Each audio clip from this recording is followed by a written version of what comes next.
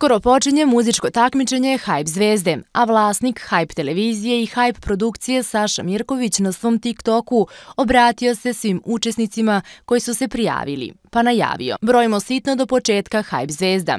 Niste zaboravili, jel da?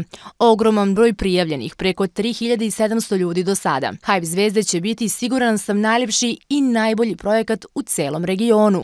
I očekujem u narednih par dana da se zaokruže svi spiskovi i da se obaveste svi učesnici. Puno sreće svima i neka naravno najbolji pobedi, rekao je Mirković i dodao: i nikako nećemo da dozvolimo nikome iz žirija da maltretira te mlade ljude. Ovo takmičenje obećava da će pomeriti granice u muzičkoj industriji, pružajući talentovanim pojedincima platformu za dokazivanje, a publici nezaboravne muzičke trenutke.